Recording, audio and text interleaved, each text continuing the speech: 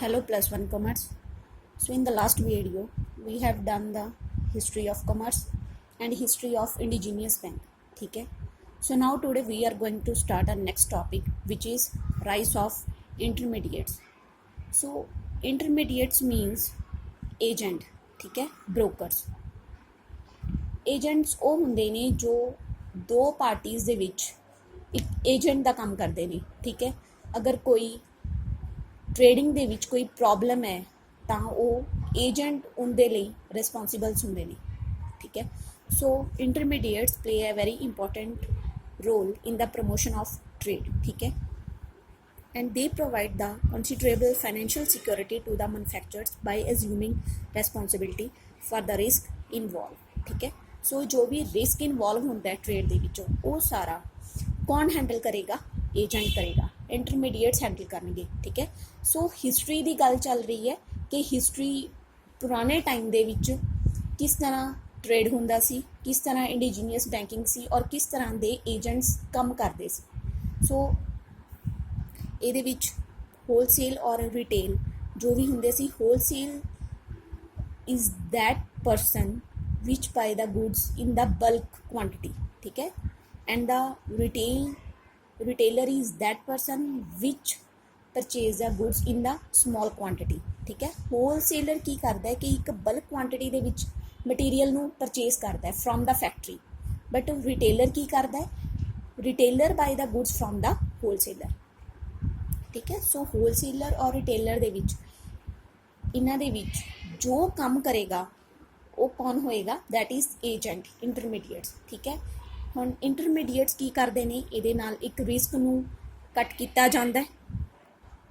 So time to time banker ਵੀ ਕੀ ਹੋਏ, ਇੱਕ intermediates ਦਾ ਕੰਮ ਕਰਨ ਲੱਗ ਗਏ. ਜਿਵੇਂ ਕਿ ਇੱਕ ਕ੍ਰੈਡਿਟ ਦੇ ਉੱਪਰ ਵੀ ਟ੍ਰਾਂਜੈਕਸ਼ਨਸ ਹੁੰਦੀਆਂ ਸੀ. ਠੀਕ ਹੈ, ਕਈ ਵਾਰੀ ਕੈਸ਼ ਨਹੀਂ ਹੁੰਦਾ ਸੀ ਉਸ ਟਾਈਮ ਟ੍ਰੇਡ ਦੇ ਵਿੱਚ, ਤਾਂ ਕ੍ਰੈਡਿਟ ਉਹਨਾਂ ਨੇ ਉਧਾਰ ਲੈਣਾ ਸਟਾਰਟ ਕੀਤਾ, ਬੈਂਕਰਸ ਤੋਂ ਲੈਣਾ ਸਟਾਰਟ ਕੀਤਾ. ਠੀਕ ਆ, ਜਿਹਦੇ ਵਿੱਚ ਉਹਨਾਂ ਨੇ ਆਪਣੀ ਕ੍ਰੈਡਿਟ ਟ੍ਰਾਂਜੈਕਸ਼ਨਸ ਦੇ ਨਾਲ ਉਹਨਾਂ ਨੂੰ ਜਿਹੜਾ ਲੋਨ ਸੀ ਉਹ ਈਜ਼ਲੀ ਅਵੇਲੇਬਲ ਹੋ ਜਾਂਦਾ ਸੀ. ਔਰ ਉਹਦੇ ਨਾਲ ਜੋ ਏਜੰਟ ਸੀ ਉਹ ਇਹ ਪ੍ਰੋਪਰ ਧਿਆਨ ਰੱਖਦੇ ਸੀ ਕਿ ਜੋ ਸਾਨੂੰ ਈਜ਼ਲੀ ਲੋਨ ਕਿੱਥੋਂ ਮਿਲ ਜਾਏ. ਠੀਕ ਹੈ, ਔਰ ਈਜ਼ਲੀ ਜਿਹੜਾ ਲੋਨ ਨੂੰ ਰਿਕਵਰ ਵੀ ਕੀਤਾ ਜਾਏ. ਫਿਰ ਅਗਰ ਫੋਰਨ ਦੇ ਵਿੱਚ ਟ੍ਰਾਂਜੈਕਸ਼ਨਸ ਹੁੰਦੀਆਂ ਸੀ ਉਹਦੇ ਵਿੱਚ ਜੋ ਕਾਫੀ ਰਿਸਕ ਹੁੰਦਾ ਸੀ ਉਹਨੂੰ ਕਵਰ ਕਰਨ ਦੇ ਲਈ ਏਜੰਟ ਇੱਕ ਮੇਨ ਇੰਪੋਰਟੈਂਟ ਰੋਲ ਪਲੇ ਕਰਦੇ ਸੀ. ਠੀਕ ਹੈ, ਔਰ ਕੁਛ ਫੇਵਰੇਬਲ ਬੈਲੈਂਸ ਆਫ ਟ੍ਰੇਡ ਹੈ ਐਕਸਪੋਰਟ ਦੇ ਵਿੱਚ, ਐਕਸਪੋਰਟ ਔਰ ਇੰਪੋਰਟ ਦੇ ਵਿੱਚ ਇਹਨੂੰ ਧਿਆਨ ਵਿੱਚ ਰੱਖਿਆ ਜਾਂਦਾ ਸੀ. ਸੋ ਫੇਵਰੇਬਲ ਬੈਲੈਂਸ ਆਫ ਟ੍ਰੇਡ ਕੀ ਹੁੰਦਾ ਹੈ ਕਿ ਐਕਸਪੋਰਟ ਜ਼ਿਆਦਾ ਹੋਣੀਆਂ ਚਾਹੀਦੀਆਂ ਨੇ ਔਰ ਐਜ਼ ਕੰਪੇਅਰ ਟੂ ਇੰਪੋਰਟ. ਠੀਕ ਹੈ, ਸੋ ਇਹਦੇ ਨਾਲ ਜੋ ਸਾਡੀ ਕੰਟਰੀ ਦੀ ਡਿਵੈਲਪਮੈਂਟ ਹੈ ਔਰ ਜੋ ਟ੍ਰੇਡ ਦੇ ਵਿੱਚ ਐਕਸਪੈਂਸ਼ਨ ਹੈ ਉਹ ਹੋ ਸਕੇ. ਠੀਕ, ਸੋ ਨੈਕਸਟ ਹੈ ਟਰਾਂਸਪੋਰਟ. ਸੋ ਟਰਾਂਸਪੋਰਟ ਕੀ ਹੁੰਦਾ ਹੈ ਕਿ ਟਰਾਂਸਪੋਰਟ ਔਰ transportation refer to the physical movement of the goods from the one place to the another place. ਠੀਕ ਹੈ, ਔਰ transportations help in the movements of goods and passengers from one place to another with the help of the various modes of transportations. ਠੀਕ ਹੈ, ਸੋ ਪੁਰਾਣੇ time ਦੇ ਵਿੱਚ ਵੀ transportation ਦੀ help ਲਈ ਜਾਂਦੀ ਸੀ ਤਾਂ ਕਿ ਜਿਹੜੀਆਂ ਗੁੱਡਸ ਨੇ ਉਹ ਮੂਵ ਕੀਤੀਆਂ ਜਾਣ ਇੱਕ ਪਲੇਸ ਤੋਂ ਦੂਸਰੇ ਪਲੇਸ ਦੇ ਵਿੱਚ. ਸੋ ਇਹਦੇ ਵਿੱਚ ਫਸਟ ਹੈ ਰੋਡਸ ਔਰ ਸੈਕਿੰਡ ਹੈ maritime trade.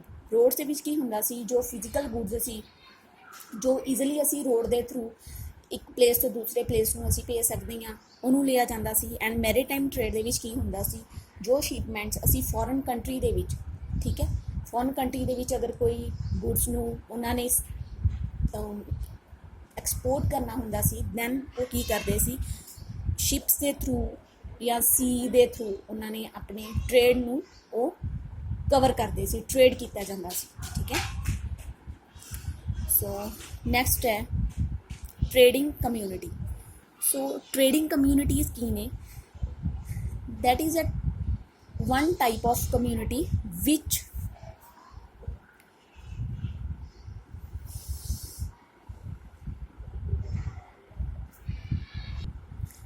are coming from the different part of the country. ठीक है, like examples ने कि अगर Punjabi and Multani merchants handle business in the northern side, ठीक है, and the Bhatt manage trade in the Gujarat and the Rajasthan. ठीक है, कुछ अलग अलग mentions कैटेगरीज ਨੂੰ ਡਿਫਰੈਂਟ ਉਹਨਾਂ ਨੇ ਡਿਵਾਈਡ ਕੀਤਾ ਗਿਆ. ਸੋ ਵੈਸਟਰਨ ਇੰਡੀਆ ਦੇ ਵਿੱਚ ਜੋ ਅਸੀਂ ਟ੍ਰੇਡ ਕਰਨਾ ਹੁੰਦਾ ਸੀ, ਉਹਨਾਂ ਨੇ groups are called mahajans and the charts were imported trades from the south sides, ठीक है। सो अर्बन सेंटर्स की करते सी like Ahmedabad, Mahajan communities were collectively represents by their chief called the nagarseths, ठीक है। कुछ लॉयर, वकील्स, हकीम्स, पंडित लाइक ये उन्होंने अलग अलग ट्रेडिंग कम्यूनिटीज़ बनाई गई सी, जिन्हां दे नाल वो ट्रेड नूं की करते सी ईजली ट्रेड दा फ्लो हुंदा सी, ठीक है। सो नैक्सट है merchant corporations. So the merchant community also derived power and prestige from guilds which were autonomous corporations formed to protect the interest of the traders, ठीक है। कुछ मर्चेंट कारपोरेशंस ਬਣਾਈਆਂ ਜਾਂਦੀਆਂ ਸੀ, ਜਿਨ੍ਹਾਂ ਦੇ ਵਿੱਚ ਕੁਝ ਰੂਲਸ ਜਿਹੜੇ ਨੇ ਉਹ ਬਣਾਏ ਜਾਂਦੇ ਸੀ, ਜਿਨ੍ਹਾਂ ਦੇ ਨਾਲ ਇੱਕ ਉਹਨਾਂ ਰੂਲਸ ਦੇ ਅਕੋਰਡਿੰਗ ਜੋ ਟ੍ਰੇਡ ਹੈ ਪੁਰਾਣੇ ਟਾਈਮ ਦੇ ਵਿੱਚ ਉਹ ਕੀਤਾ ਜਾਂਦਾ ਸੀ, ਠੀਕ ਹੈ। ਔਰ ਜਿਹੜੇ ਉਹ ਰੂਲਸ ਬਣਾਏ ਜਾਂਦੇ ਸੀ even kings were supposed to accept and respect, ਔਰ ਉਹ ਵਾਲੇ ਰੂਲਸ ਜਿਹੜੇ ਬਣਾਏ ਜਾਂਦੇ ਸੀ ਈਵਨ ਜੋ ਕਿੰਗ ਹੁੰਦੇ ਸੀ ਉਸ ਟਾਈਮ ਦੇ ਉਹ ਵੀ ਉਹਨਾਂ ਦੀ ਸਪੋਰਟ ਕਰਦੇ ਸੀ, ਠੀਕ ਹੈ। ਔਰ ਇਹਦੇ ਵਿੱਚ ਕੀ ਹੁੰਦਾ ਸੀ ਕਿ ਅਗਰ ਟ੍ਰੇਡ ਕੀਤਾ ਜਾਂਦਾ ਹੈ, ਟ੍ਰੇਡ ਐਂਡ ਇੰਡਸਟਰੀਜ਼ ਦੇ ਨਾਲ ਕੋਈ ਮੈਨੂਫੈਕਚਰਿੰਗ ਕੀਤੀ ਜਾਂਦੀ ਹੈ, ਦੈਨ ਵਰ also A major source of the revenue, ਠੀਕ ਹੈ। ਇੱਕ ਰੈਵਨਿਊ ਮਿਲਦਾ ਸੀ, ਉਸ ਰੈਵਨਿਊ ਤੋਂ ਬਾਅਦ and the traded has to pay act trade duties that have levied on the most important articles at varying rates, they were paid either in cash ਔਰ ਇਨ kind, ਠੀਕ ਹੈ। ਔਰ ਉਹਨਾਂ ਨੂੰ ਵੀ ਟੈਕਸ ਪੇ ਕਰਨੇ ਪੈਂਦੇ ਸੀ, ਉਸ ਟਾਈਮ ਵੀ ਉਹਨਾਂ ਨੂੰ ਇੱਕ ਤਰ੍ਹਾਂ ਦੇ ਜੋ ਟੈਕਸਿਸ ਨੇ ਉਹਨਾਂ ਨੂੰ ਪੇ ਕੀਤਾ ਜਾਂਦਾ ਸੀ। ਸੋ ਕਸਟਮ ਡਿਊਟੀਜ਼ ਲਗਾਈਆਂ ਜਾਂਦੀਆਂ ਸੀ ਅਕੋਰਡਿੰਗ ਟੂ ਦ ਕਮੋਡਿਟੀਜ਼, ਠੀਕ ਹੈ। ਸੋ ਉਸ ਟਾਈਮ ਵੀ ਡਿਫਰੈਂਟ ਤਰ੍ਹਾਂ ਦੇ ਉਹਨਾਂ ਨੇ ਗੁੱਡਸ ਦੀ ਕੈਟਾਗਰੀ ਨੂੰ ਡਿਫਾਈਨ ਕੀਤਾ ਜਾਂਦਾ ਸੀ, ਉਹਦੇ according they will pay the taxes to the that government, ਜੋ ਵੀ ਉਸ ਟਾਈਮ ਉਹਨਾਂ ਦੀ ਜੋ ਜਿਸ ਦੀ ਹਕੂਮਤ ਚੱਲ ਰਹੀ ਹੁੰਦੀ ਸੀ, ਠੀਕ ਹੈ। ਸੋ ਹੌਲੀ ਹੌਲੀ ਕੀ ਹੁੰਦਾ ਗਿਆ ਕਿ ਕੁਝ ਟੈਕਸਸ ਨੇ ਉਹ ਕਲੈਕਟ ਕਰਨ ਲਈ ਉਹਨਾਂ ਨੇ ਸਟਾਰਟ ਕਰਤੇ। ਫਿਰ ਇੱਕ ਸਪੈਸੀਫਿਕ ਉਹਨਾਂ ਨੇ ਇੱਕ ਜੋ ਕਸਟੇਡੀਅਨ ਦੀ ਤਰ੍ਹਾਂ ਉਹਨਾਂ ਨੇ ਇੱਕ ਪਰਸਨਸ ਨੂੰ ਇੱਕ ਡਿਸਾਈਡ ਕੀਤਾ ਗਿਆ ਕਿ ਇਸ ਪਰਸਨਸ ਨੇ ਇਸ ਏਰੀਆ ਦਾ ਜੋ ਟੈਕਸ ਹੈ ਉਹ ਕਲੈਕਟ ਕਰਨਾ ਹੈ। ਸੋ ਡਿਫਰੈਂਟ ਕੈਟਾਗਰੀਜ਼ ਟੈਕਸ ਦੇ ਵਿੱਚ ਵੀ ਡਿਫਾਈਨ ਕੀਤੀਆਂ ਗਈਆਂ, ਔਰ ਅਲੱਗ-ਅਲੱਗ ਜੋ ਪਰਸਨਸ ਸੀ ਉਹਨਾਂ ਨੂੰ ਵੀ ਡਿਫਾਈਨ ਕੀਤਾ ਗਿਆ ਕਿ ਇਸ ਪ੍ਰੋਡਕਟ ਦੇ ਉੱਪਰ ਜਾਂ ਇਸ ਏਰੀਆ ਦੇ ਉੱਪਰ ਇਸ ਪਰਸਨਸ ਨੇ ਜੋ ਟੈਕਸ ਹੈ ਉਹ ਕਲੈਕਟ ਕਰਨਾ ਹੈ, ਠੀਕ ਹੈ। Next is type of major trade centres, ਠੀਕ ਹੈ। ਕੁਛ ਮੇਜਰ ਟ੍ਰੇਡ ਸੈਂਟਰਸ ਨੇ ਉਹ ਬਣਾਏ ਗਏ ਜੋ ਪੁਰਾਣੇ ਟਾਈਮ ਦੇ ਵਿੱਚ ਟ੍ਰੇਡ ਹੁੰਦਾ ਸੀ ਜਿਨ੍ਹਾਂ ਦੇ ਥਰੂ, ਠੀਕ ਹੈ। ਸੋ ਕੁਛ ਕੰਟਰੀ ਦੇ ਵਿੱਚ ਇਹ ਡਿਫਰੈਂਟ ਉਹਨਾਂ ਨੇ ਪਲੇਸਿਸ ਡਿਸਾਈਡ ਕੀਤੇ ਗਏ ਨੇ ਜਿਨ੍ਹਾਂ ਦੇ ਥਰੂ ਕੁਛ ਸਪੈਸ਼ਲ ਗੁੱਡਸ ਸੀ ਜਿਨ੍ਹਾਂ ਦਾ ਟ੍ਰੇਡ ਕੀਤਾ ਜਾਂਦਾ ਸੀ, ਠੀਕ ਹੈ। For example Patliputra, known as a Patna today, so it was not only the commercial town but also a major center of the export of stones, clear hai। Next is Peshawar, so it was an important center for export of wool and the import of horses, ठीक है। It had a huge share in the commercial transactions between in India, China, Rome in the 1st century AD, ठीक है। सो इन्होंने clear किया होया है कि किस सिटी ਦੇ ਵਿੱਚ ਕੀ ਸਪੈਸ਼ਲ ट्रेड किया जाता सी उस टाइम, क्योंकि हिस्टरी की गल चल रही है, कॉमर्स की, ट्रेड की, पुराने टाइम की हिस्टरी की। सो उन्होंने इस टॉपिक के सारे उन्होंने एक कवर किए हुए हैं कि किस स्टेट तो किस सिटी तो एक स्पैशल ट्रेड किया जाता सी, ठीक है। सो टैक्सी का जोड़े कि it's a important land route between the India and the central Asia. Next है इंद्रप्रस्थ का, so it's a royal road where most route leading to the east, west, south and north coverage. Mathura, it was the emporium of trade and the people have survived on commerce. Many routes from South India touch Mathura and the Braj, ठीक है। So Varanasi की सी कुछ it grew as a major center of textile industry and became a famous for beautiful gold, silk clothes and sandalwood workmanship, clear है। Next है Mithila, so the traders of Mithila crossed the sea by boats through the Bay of the Bengals to the South China Sea, clear। Ujjain, next है different type of clothes were export from the Ujjain to different center, ठीक है। Next है सूरत. So it was an emporium of western trade during the Mughal periods. Textile of Surat were famous for their gold borders. ठीक है, जरी ਦਾ ਕੰਮ ਜੋ ਹੁੰਦਾ ਸੀ ਉਹ specially ਸੂਰਤ export ਕੀਤਾ ਜਾਂਦਾ ਸੀ. ਠੀਕ. Next है Kanchi, that is now called as Kanchipuram. Chinese used to come here in foreign ships to the purchase pearls, glass and rare stone, and in return they sold gold and silk. ठीक है. ਸੋ ਇਹਦੇ ਵਿੱਚ ਇੰਨੀ ਕੋਈ problem ਵਾਲੀ ਕੋਈ difficult ਵਾਲਾ ਕੋਈ ਗੱਲ ਨਹੀਂ ਹੈ. ਇਹਦੇ ਵਿੱਚ ਸਿਰਫ ਉਹਨਾਂ ਨੇ ਟ੍ਰੇਡ ਦੱਸਿਆ ਹੋਇਆ ਹੈ ਕਿ ਕਿਹੜਾ ਟ੍ਰੇਡ ਕਿਸ ਸਿਟੀ ਜਾਂ ਟਾਊਨ ਤੋਂ ਉਹਨਾਂ ਨੇ ਟ੍ਰੇਡ ਕੀਤਾ ਜਾਂਦਾ ਸੀ ਪੁਰਾਣੇ ਟਾਈਮ ਦੇ ਵਿੱਚ. ਸੋ ਨੈਕਸਟ ਹੈ ਮਧੁਰਾ. ਮਧੁਰਾ ਦੇ ਵਿੱਚ it was a capital of the Pandyans who control the pearls fishers of the gulf of Mannar Broach. ਇਹਦੇ ਵਿੱਚ ਕੀ ਸੀ ਕਿ it was a greatest seat of commerce in western India. Kaveripata, ਇਹਦੇ ਵਿੱਚ it was a scientific in its construction as a city and provided loading, unloading and strong facility of merchandise. ਅਲੱਗ-ਅਲੱਗ ਇਹਨਾਂ ਨੇ different ਕੁਆਲਿਟੀਜ਼ ਦੱਸੀਆਂ ਹੋਈਆਂ ਨੇ ਕਿ ਕਿੱਥੋਂ ਕੀ ਕੀਤਾ ਜਾਂਦਾ ਸੀ. ਠੀਕ ਹੈ. ਸੋ ਨੈਕਸਟ ਹੈ 14 ਪੁਆਇੰਟ ਉਹਨਾਂ ਨੇ ਦੱਸਿਆ ਹੋਇਆ ਟ੍ਰੇਡ ਦਾ. ਤਮਰਲਪਤੀ.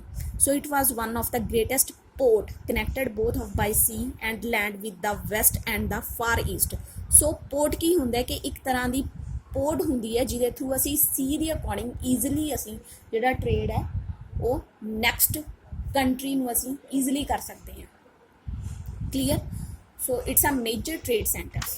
ਨਾਓ ਨੈਕਸਟ ਹੈ major export and import. So you are know ਕਿ ਐਕਸਪੋਰਟ ਮੀਨਸ ਕਿ when goods are export from India to the foreign country. ठीक है. And these are the imported goods. Imported includes horses, animal products, Chinese silks, like these examples which we import from the foreign countries. ठीक है. Export ਦੇ ਵਿੱਚ ਕੁਝ products ਨੇ, goods ਨੇ ਜੋ ਅਸੀਂ export ਕਰਦੇ ਹਾਂ. export ਉਸ ਟਾਈਮ ਵੀ ਕਰਦੇ ਸੀ ਔਰ import ਦੇ ਵਿੱਚ ਜੋ ਉਸ ਟਾਈਮ ਅਸੀਂ goods foreign country ਤੋਂ purchase ਕੀਤੀਆਂ ਜਾਂਦੀਆਂ ਸੀ. सिंपल. क्लियर है. नेक्स्ट है पोजीशंस ऑफ इंडिया सब कॉन्टीनेंट इन वर्ल्ड इकोनॉमी. सो सब कॉन्टीनेंट इन वर्ल्ड इकोनॉमी ਦੇ ਵਿੱਚ ਕੀ ਹੈ ਕਿ ਸਿਚੁਏਸ਼ਨ ਕੀ ਸੀ ਉਸ ਟਾਈਮ ਕੰਟਰੀ ਦੀ. ਠੀਕ ਹੈ. ਇੰਡੀਆ ਦੀ ਕੀ ਸਿਚੁਏਸ਼ਨ ਸੀ ਟ੍ਰੇਡ ਦੇ ਵਿੱਚ ਔਰ ਹੌਲੀ ਹੌਲੀ ਜਦੋਂ ਬ੍ਰਿਟਿਸ਼ ਰੂਲ ਹੋਇਆ ਦੈਨ ਸਾਡੀ ਕੰਟਰੀ ਦੇ ਵਿੱਚ ਕੀ ਕੰਡੀਸ਼ਨ ਹੋਈ ਟ੍ਰੇਡ ਦੀ. ਸੋ ਇੱਥੇ ਅਲੱਗ-ਅਲੱਗ ਉਹਨਾਂ ਨੇ ਦੱਸਿਆ ਹੋਇਆ ਹੈ ਕਿ 1st to 7th ਸੈਂਚੁਰੀ ਉਹਨਾਂ ਨੇ ਇੱਥੇ ਸਾਨੂੰ ਇਕੋਨਮੀ ਦੀ ਦੱਸੀਆਂ ਹੋਈਆਂ ਨੇ ਕਿ ਸਾਡੀ ਟ੍ਰੇਡ ਦੇ ਵਿੱਚ ਪੋਜੀਸ਼ਨ ਕੀ ਸੀ. So the country was often refer to the Swarna Bhumi or the ਸਵਰਨ ਦੀਪ. ਠੀਕ ਹੈ. ਉਦੋਂ ਕਿਹਾ ਜਾਂਦਾ ਸੀ ਜਿਹਦੇ ਵਿੱਚ ਕਿ ਸਾਡੀ ਕੰਟਰੀ ਦੇ ਵਿੱਚ ਟ੍ਰੇਡ ਬਹੁਤ ਬੈਟਰ ਕੰਡੀਸ਼ਨ ਦੇ ਵਿੱਚ ਹੋ ਰਿਹਾ ਸੀ. ਸੋ ਹੌਲੀ ਹੌਲੀ ਕੀ ਹੋਇਆ ਬ੍ਰਿਟਿਸ਼ ਰੂਲ ਤੋਂ ਪਹਿਲਾਂ ਟ੍ਰੇਡ ਈਜ਼ੀਲੀ ਕੀਤਾ ਜਾਂਦਾ ਸੀ ਜਿਹਦੇ ਵਿੱਚ ਸਾਨੂੰ ਕੁਝ ਖਾਸ ਪ੍ਰੋਬਲਮ ਵੀ ਫੇਸ ਨਹੀਂ ਕਰਨੀ ਪੈਂਦੀ ਸੀ. ਬਟ ਜਦੋਂ ਬ੍ਰਿਟਿਸ਼ ਰੂਲ ਆਇਆ ਤਾਂ ਉਹਨਾਂ ਦੇ ਨਾਲ ਕੀ ਹੋਇਆ ਕਿ ਸਾਡੀ ਕੰਟਰੀ ਦੇ ਵਿੱਚ ਜੋ ਬ੍ਰਿਟਿਸ਼ ਰੂਲਸ ਸਾਨੂੰ ਫੋਲੋ ਕਰਨੇ ਪਏ. ਠੀਕ ਹੈ. And we face a very worse conditions in our trade. ਠੀਕ. ਸੋ ਬ੍ਰਿਟਿਸ਼ ਐम्पायर ਦੇ ਅਕੋਰਡਿੰਗ ਜੋ ਸਾਡੀ ਕੰਡੀਸ਼ਨ ਸੀ ਉਹ ਬਹੁਤ ਹੀ ਵਰਸਟ ਹੋ ਚੁੱਕੀ ਸੀ. ਠੀਕ. ਬਟ ਹੌਲੀ ਹੌਲੀ ਕੀ ਹੋਇਆ ਕਿ ਆਫਟਰ ਇੰਡੀਪੈਂਡੈਂਸ ਜੋ ਕੰਟਰੀ ਹੈ ਇੱਕ ਡਿਵੈਲਪਿੰਗ ਕੰਟਰੀ ਹੋ ਚੁੱਕੀ ਹੈ. ਠੀਕ ਹੈ. Clear. So these are the whole topics in which we see ਕਿ history of trade. ਠੀਕ ਹੈ. ਹਿਸਟਰੀ ਕੀ ਸੀ, ਇੰਟਰਮੀਡੀਏਟਸ ਕੀ ਕਰਦੇ ਸੀ, ਕੀ ਮੇਜਰ ਸੈਂਟਰਸ ਨੇ, ਕੀ ਸੀ ਉਸ ਟਾਈਮ ਦੇ ਟ੍ਰੇਡ ਦੇ. So now topics are coming in to the human activities.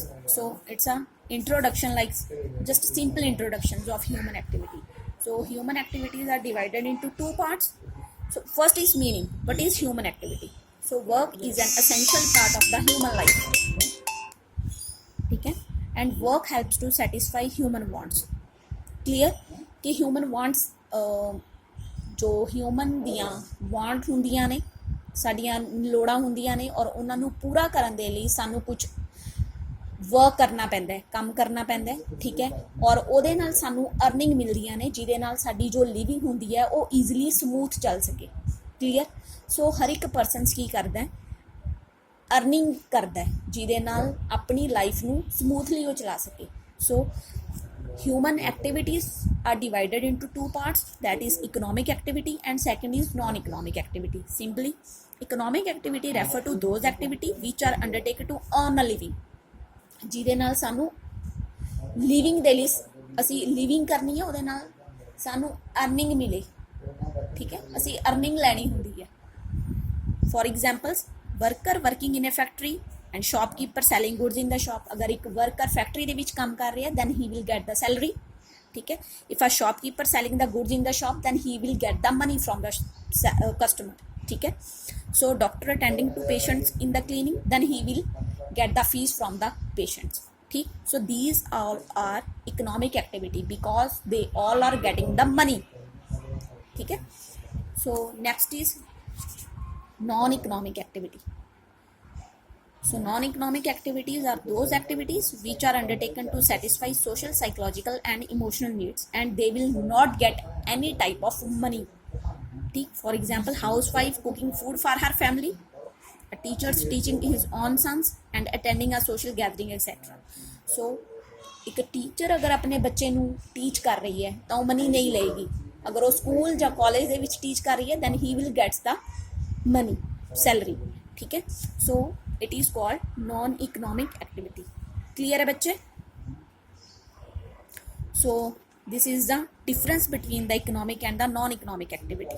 ठीक, first is objective, it's a prime objective to earn the money and we will not get any money, they will get only satisfaction. ठीक, they are the measurement in the money and they are not measured in the money. The expectations performing economic activity is to earn income or profit and he will not get any income, and they are performed regularly and for the major period of one life. In the old days one may stop working. ठीक है, they are performed during lapses of spare time which is very limited. ठीक है, it मीनस कि economic activity ਦੇ ਵਿੱਚ ਕੀ ਹੋਏਗਾ ਕਿ ਅਸੀਂ ਇੱਕ ਟਾਈਮ ਤੱਕ ਹੀ ਸਕੂਲ ਦੇ ਵਿੱਚ ਟੀਚ ਕਰ ਸਕਦੇ ਹਾਂ ਜਦੋਂ ਤੱਕ ਉਹਦੀ ਏਜ ਹੋਏਗੀ। ਠੀਕ ਹੈ, ਬਟ ਹੋਮ ਦੇ ਵਿੱਚ ਕੀ ਹੋਏਗਾ, ਘਰ ਦੇ ਵਿੱਚ ਜੋ ਪਰਸਨ ਹੈ ਉਹ ਕੰਟੀਨਿਊ ਕੁਛ ਨਾ ਕੁਛ ਕੰਮ ਕਰਦੇ ਰਹਿੰਦੇ ਨੇ। ਠੀਕ ਹੈ, ਵਿਦਆਊਟ ਐਨੀ ਮਨੀ। ठीक, नेक्स्ट है end result. So the end result of these activity is production of goods and services. So the end result of these activity is mental satisfaction of person performing them. ठीक है, examples, teacher teaching at school, doctor. So these are the examples we have done, and teacher teaching his own son or doctor treating earthquake victims for free. ठीक है, so these are the examples of non economic activity. Clear है बच्चे?